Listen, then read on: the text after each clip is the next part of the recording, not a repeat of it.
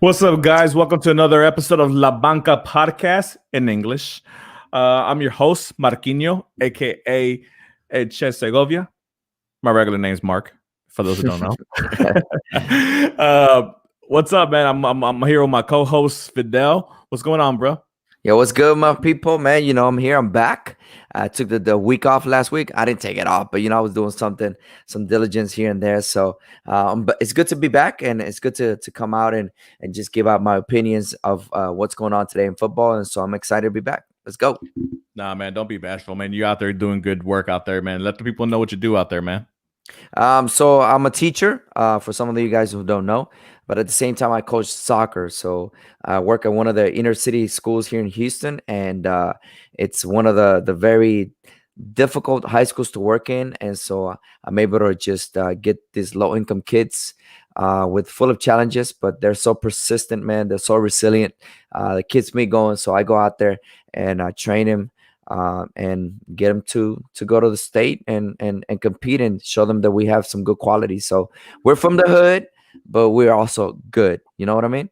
No, yeah, for sure, man. We need a lot of people like Fidel, obviously, to give out time like that, and he's been doing it for years, man. And obviously, they've been real successful, man, real successful. For those who don't know, he coaches the ex-Lee High School now, Wisdom. But yeah, man, check him out. They're doing really well out there, doing really good, and they should have a good squad this year as well. So I know I'm gonna be out there supporting for a couple games. So, but here we are again, back together again, like we always been. We're gonna start with the biggest league in the world, which is the Premier League. Back in the old country, across the pond, like they like to say. New leaders, man. New head honchos on top of the table. Manchester United with a win today, 1-0 over lonely Burnley. Yeah. They eclipse Liverpool and sole possession of first place, man. What are your thoughts on that? Man, that's big. I think it's one of those teams that had more downs than up. Like when you talk about Man United, you talk about it's unheard of. Like it's been a while. We've talked about this team and we said that they have more internal issues than anything, and yet they're overcoming that, or they're fighting through that, and they're on the top of the Premier League. I mean, it might not be for long, just because Liverpool still has a game to play, but man, just to be called first place for once during the league, it's big, and for Manchester to be up there is kind of like those things where you think, are we back to the old days, or is this a fluke, where teams go through a certain time during the year where they're successful, and then all of a sudden they drop 10 spots and they're back where they were last year again. So hopefully they keep it up, No, yeah, obviously the troubles in Manchester United have happened ever since Sir Alex Ferguson's left, and for them to achieve, the fact that they're in first place, even if it is for a couple of days, on top of the table, it just shows what a good focus group of players can do, and a strong leader, and obviously Coach Ollie, because there's been a lot of criticism about his approach to the game and how he's leading this team, and obviously they were very disappointed to lose the Manchester Derby last week in the semifinals of the Carabao Cup.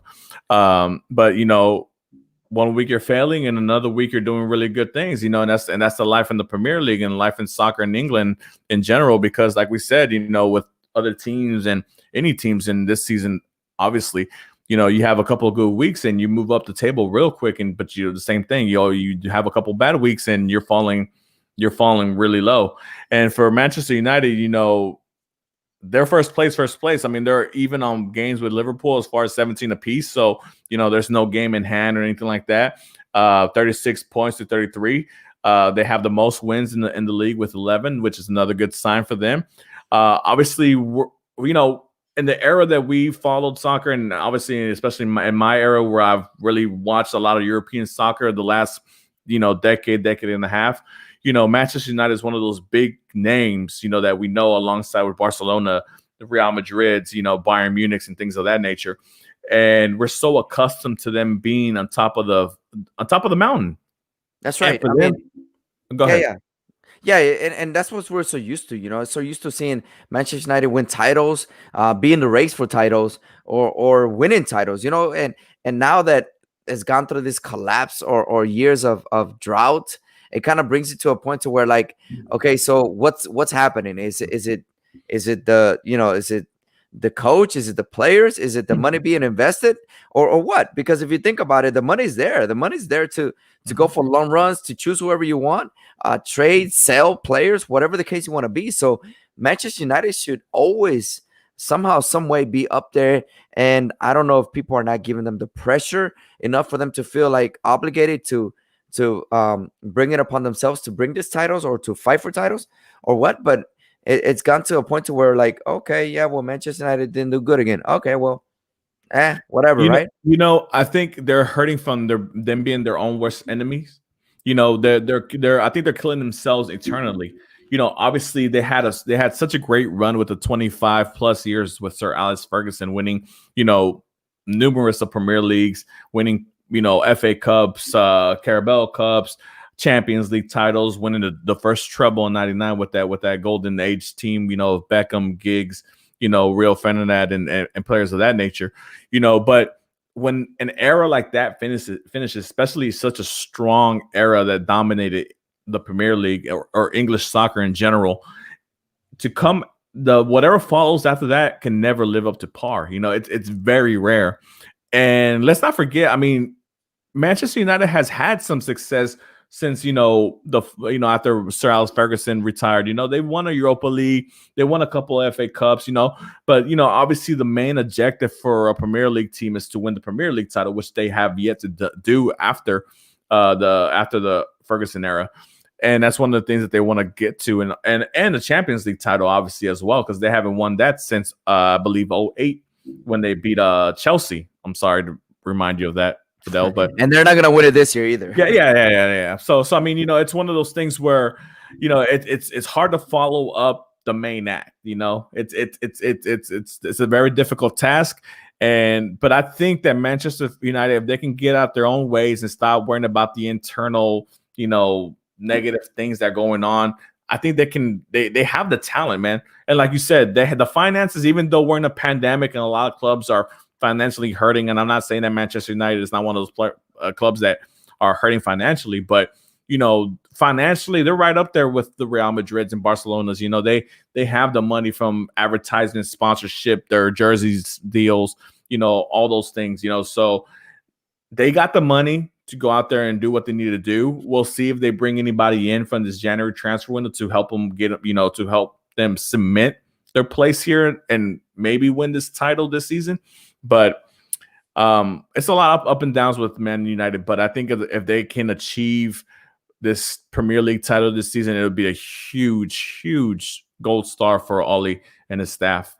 And the way it turned out today, I mean, Paul Pogba, it's been like in everybody's mouth. It's been like controversial throughout the years. He goes out there and scores on minute 71 and just puts the team on top of himself. I mean, that just says a lot. I mean, is Pogba a player who's gonna finally adapt and stay and relax, or is he still looking to transfer himself out of Manchester United and go back to a Juventus where he feels more comfortable, more appreciative, where his ego is valued some way, somehow, or what? There's a lot of questions in the air. But again, I mean, you didn't expect this, but I gotta honestly tell you, I've seen Pogba come in and represent really well every time he comes in. He changes the game a lot, and he's been in these situations where he's carried Manchester United a lot when he comes in as a sub or whenever he's been on the field as a starter. So it says a lot about what's going to happen, how things will happen, and if Pogba will continue or not in Manchester United. Yeah, let's not forget that Pogba is obviously their record-setting signing of, I think, almost $90-something million and transfer fee that they paid Juventus to acquire him. When you got that coming in, obviously you're expected to do big things, and obviously there's been a lot of transition in Manchester United with, numerous different coaches and different trainers and things of that nature, moving different positions and things of that sort as well, and not necessarily playing the position that you're accustomed to.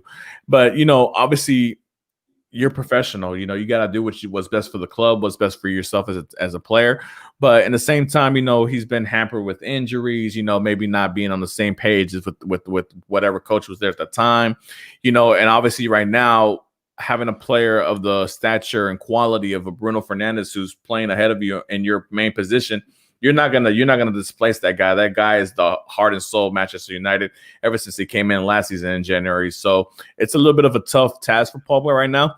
We'll see what happens. Obviously there was rumors of him going to Madrid, which I don't think is going to happen. Obviously Madrid have other ambitions elsewhere, and they have plenty of midfielders in Madrid that do the job and cost less than Pogba. Obviously there's been rumors of him being swapped to go back to Juventus for Paulo Dybala. We'll see if that happens, if that matriculates or whatever. But for today, we can celebrate Pogba with his goal, taking Manchester United to the top of the table. Yeah, definitely. So hopefully it continues for Manchester United. We'll see. Time will tell. Still early in the league, even though it's mid-season, but hopefully things go their way. We'll see. And crossing the sea, taking a little boat down south, in Europe. We're going to go to another country, obviously, that we're very familiar with and that we follow a lot, especially myself, Spain. And regardless of what's going on, it's been a crazy season in La Liga, but somehow, some way, on January 12th, 2021, the same three clubs are on top of the table: Atletico Madrid, Real Madrid, and Barcelona. Obviously, maybe not in the order that everybody expected, but Atletico Madrid obviously leading the way. They won today 2-0 against Sevilla, which is another top-rated club. But the good thing about them, well, the amazing thing about them, let's not cut them short, is that they have 2 games in hand, and they have a 6-point lead over Madrid, second place Madrid right now. That's great quality, man. What are your opinions about Cholo and his team going on in the league right now? It's incredible how you talk about Cholo's game being defensively as well as not creating so many goals, but it's been the other way around. I think you got a stat where he's received the least amount of goals in the league, as well as scored almost the same amount of goals as some of the 2 teams who are in second or third place with them up top. And so, and they're still 2 games behind, so they can still catch up with goals in favor, So this is it. I think this is the year for Atletico, like it was 4 or 5 years ago, where they won La Liga, and if anybody's gonna ruin it, it's themselves. I think this is a very young Madrid and Barcelona team. They have a lot of experience to gain for the youth, and Atletico has the depth, not just in the names of their players, but also in experience, also in quality. So I think if Atletico just keeps doing things right, being aggressive and attacking the ball, and hopefully continue to score goals, they're going to win the league, man. And they're probably going to stay ahead for a long, long time, and maybe till the end. The only thing that I think that can stop Atletico from, achieving this goal is injuries, or some way, somehow, them just lose the eagerness to continue to compete at a high level, or maybe even fatigue. But other than that, I see Atletico going to the end. And I think we talked about this at the beginning of the season, that Atletico had on paper the best team to win the league. So it's happening. Hopefully it continues that way, because at least I am tired of watching Real and Barcelona win it all every year. So it brings a little bit of a different taste to the league.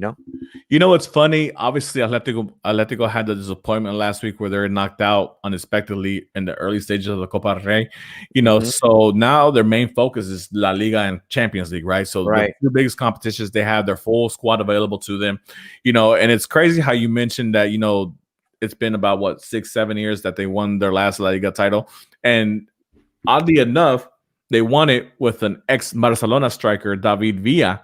So can history repeat itself with with an ex-Barcelona striker leading the way in Luis Suarez? Maybe this is the kind of, hey, well, we'll win the Liga every 5th, 6th year. We just keep bringing in a Barcelona striker that's not wanted anymore. But somebody else's trash is somebody else's gold. So that's very true, man. And David Villa did a hell of a job for them that season, and they should have won the Champions League that year too. And obviously, we know what Luis Suarez is doing for Atletico Madrid at the moment right now. But no, man, just to keep praising them. I mean, obviously, The biggest stat for me that is astonishing to me, honestly, in 16 games, they've only allowed 6 goals. Yeah. Man, I mean, I don't care what team you are. You're going to win the league. You're going to be on top of whatever table and whatever league in the world if you're only allowing 6 goals in 16 games.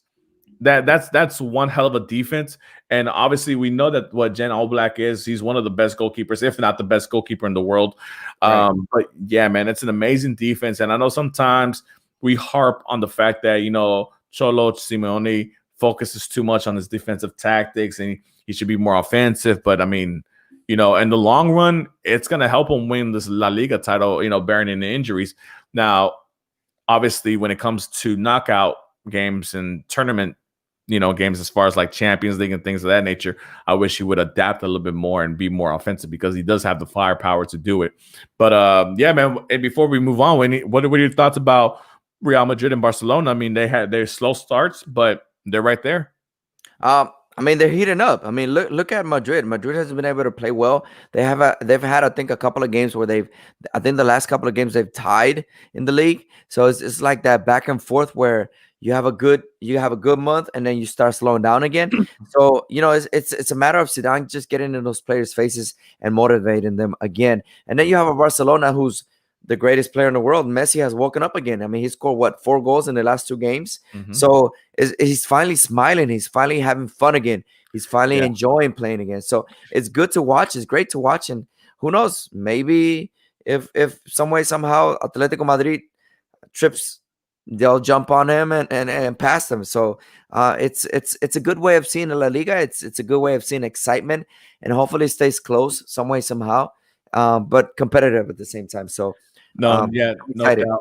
No doubt, man. Obviously, I'm a huge Barcelona supporter. If you don't see the scarf in my background, and Argentina, obviously. So obviously, I'm a huge Messi supporter as well. And I can honestly say the last 2 games, well, the first 2 games of the new year, I haven't seen a bigger smile on his face, this whole season, and he's enjoying his soccer again. And if he's gonna be like that, hey, watch out, man. That guy can rack up goals and with the quickness. Currently, right now, he's leading La Liga with 11 goals, number 1 in La Liga. But yeah, man. But obviously, right now, Spain is not just about La Liga. Right now, they're about to have the semifinals of La Supercopa de España, which is a Super Cup in Spain, which originally used to pit the La Liga winner versus the Copa del Rey winner. But now, obviously, they changed the format, I think, about 2 years ago. They have, obviously, the winner of last year's season and the Copa del Rey winner, but they also have the top 2 qualifying teams to, I guess, make this mini tournament. So tomorrow it would be Barcelona versus Real Sociedad, and on Thursday it's going to be Madrid versus Atletico de Bilbao. What are your thoughts, man? Who do you think qualifies, makes to the final? Do you see any upsets going on?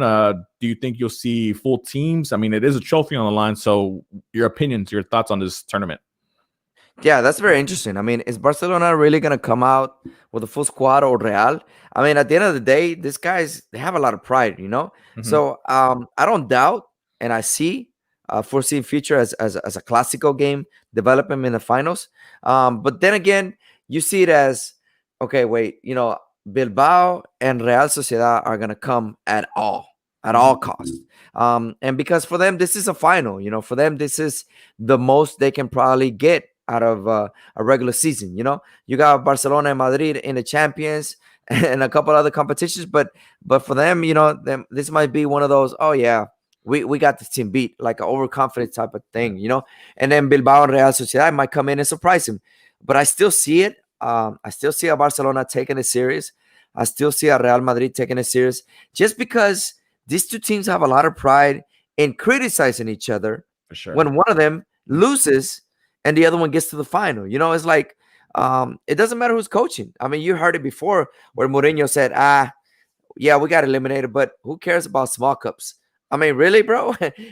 Everybody cares about cups. So, it's going to be interesting to see, but hopefully there's a Clásico. I see it as a Clásico, and hopefully there's no surprises. And if there is surprises, then let it be a good surprise, let it be Bilbao and Real Sociedad. How about that? Yeah, man, I do believe that Atletico Bilbao and Real Sociedad are going to come full force, because this is a trophy at stake, right?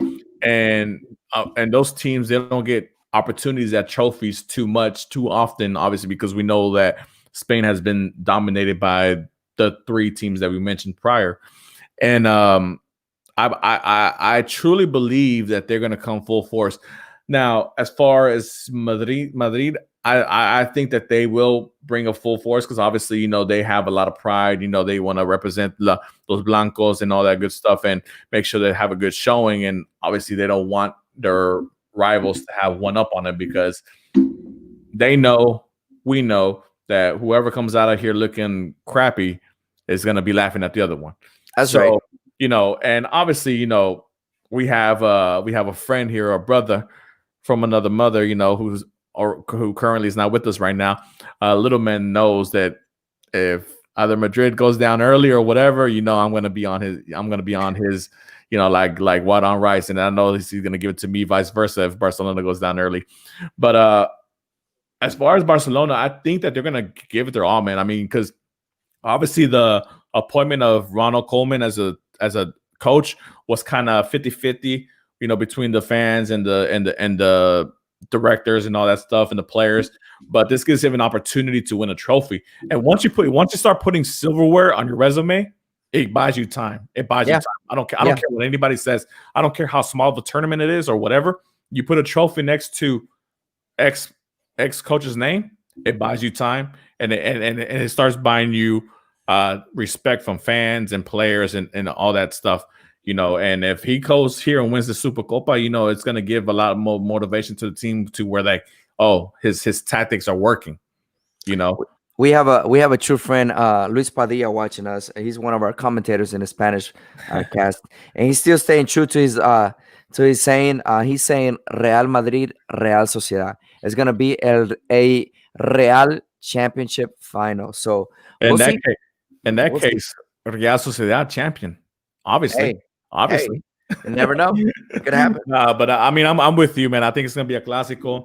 No disrespect to the other two teams. Obviously, I know they're gonna come out there and excuse me, they're gonna come out there and give their all. If there's an upset, great. I mean, it's always great to see upsets and try to see the quote unquote little clubs, do what they do. But I'm fully expecting a clásico. And obviously, I'm going to be very excited if that does happen. Obviously, we all got to get together somewhere, with our mask on and everything and watch that and make sure that we, support our respective teams. Take our colors.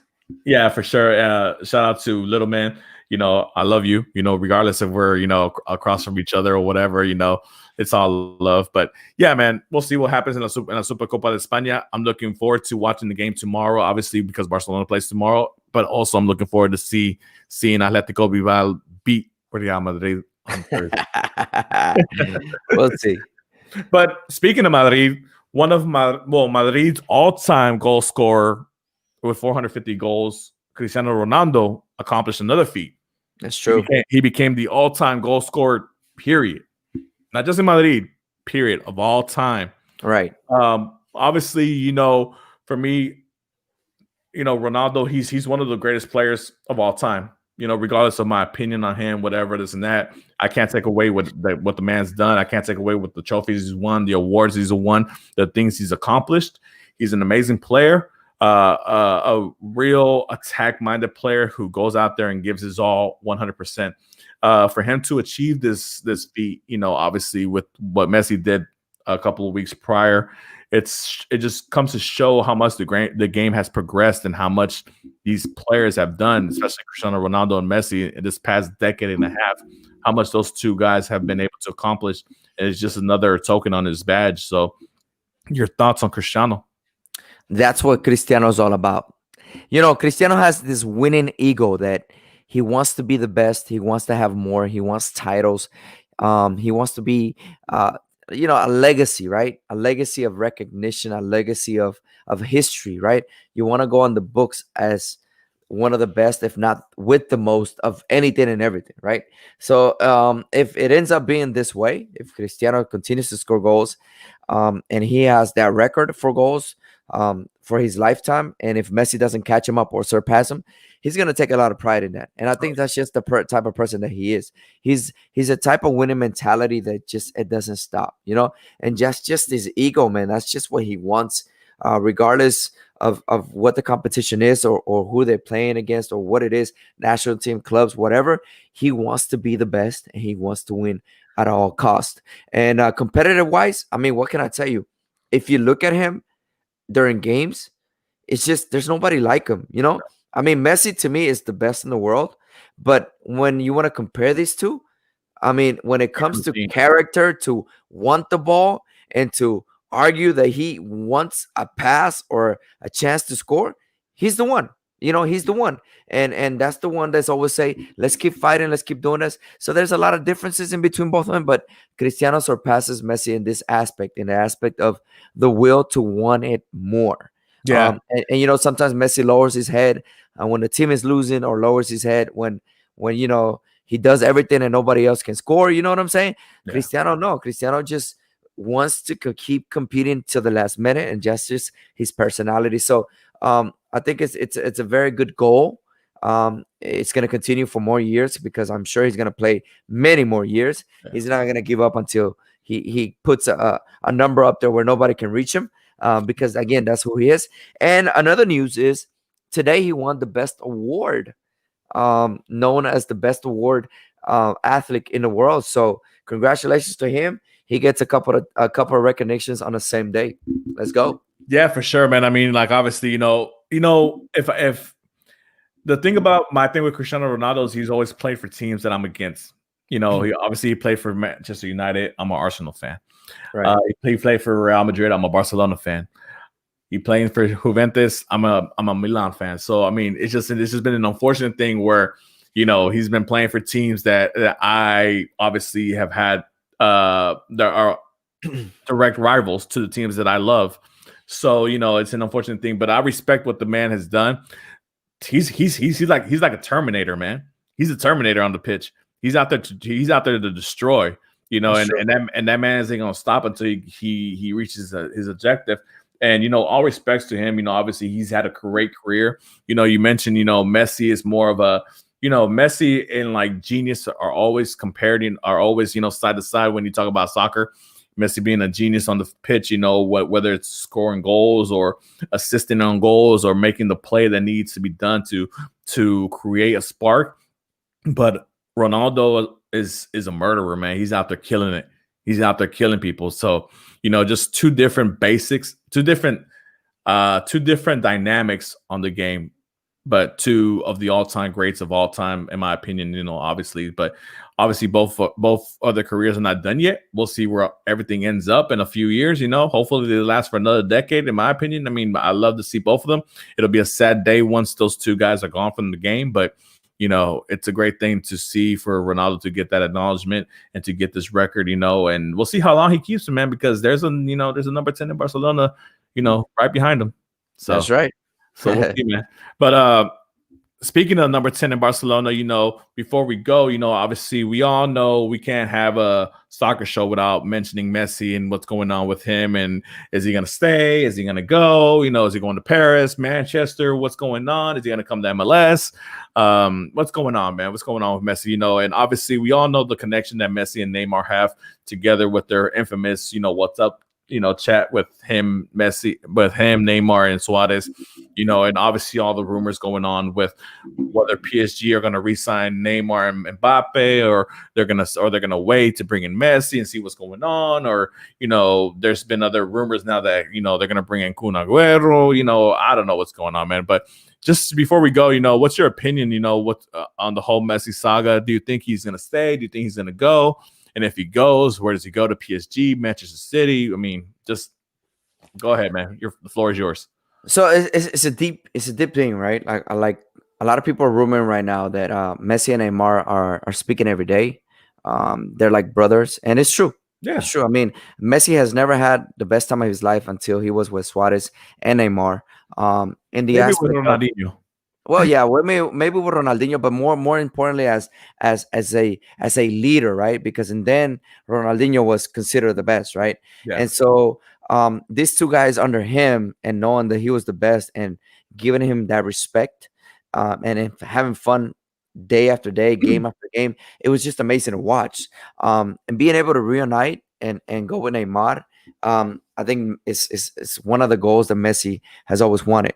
My thing is this: for some reason, I don't know why, I feel that he's probably going to stay at Barcelona just because of his family. I think a player like Messi has achieved so much, and at the same time, it's no longer about you, you know. So long, it's also about your family and what they want and how they want things to go. But at the same time, something tells me that he's gonna, I don't know, his heart is at Barcelona and he's gonna stay. So some way, somehow, he's gonna break Neymar's feelings. But the realistic tale here is that Messi will go to PSG and that he will reunite with Neymar. And who knows? Maybe it's a fresh start for him. But for my opinion, I think that Barcelona is his home, and that's where he's gonna probably choose to stay till his last game. We'll see. It's crazy because obviously that whole family dynamic thing is one thing that we don't really pay too much focus to, but it's a big variable in this saga because obviously if Thiago and Mateo and the little one, they're all in the schools, obviously his wife is accustomed to Barcelona.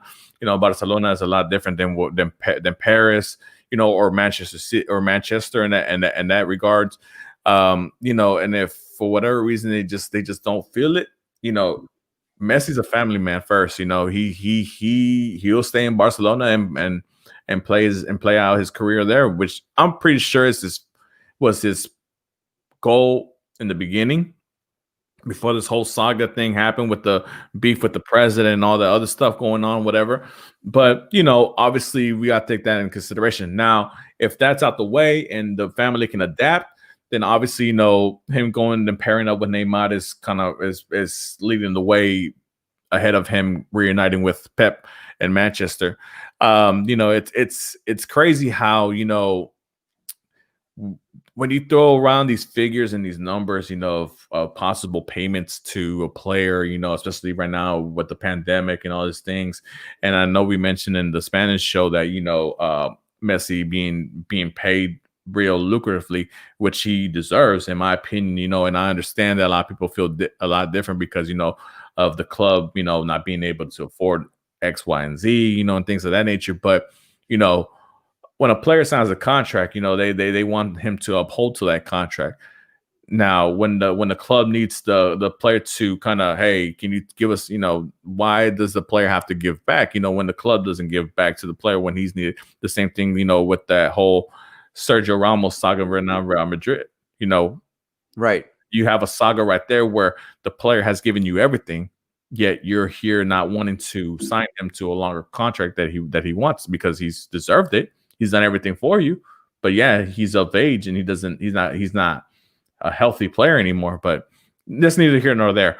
But yeah, man, if he does leave, in my opinion, I think it is to PSG. I think it would be a great trio, obviously, with him, Mbappe, and Neymar. And yes, I did say Mbappe because I know a lot of rumors out there as well that Madrid is going to come full force for Mbappe coming next during the summer, and that's great. If he goes, then they're going to have to pay a world record fee for him because PSG already said, hey, we want more than the 222 we pay for Neymar. So if you're going to come, you got to come get him.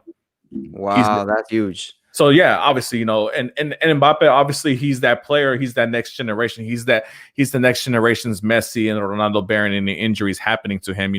He's obviously won everything already as far as Euros and World Cups and obviously everything in the French league. And the only thing really keeping him from winning everything is the Champions League. But in my opinion, what would be a better opportunity to win a Champions League than with Neymar and Messi on your right and left hand side? So right. I don't know what's going to go on there. Obviously, there's a lot of rumors. I know our co-host in the Spanish show, Little Man, he's set on his mind that Mbappe is gone as soon as Messi comes in. I'm not too sure.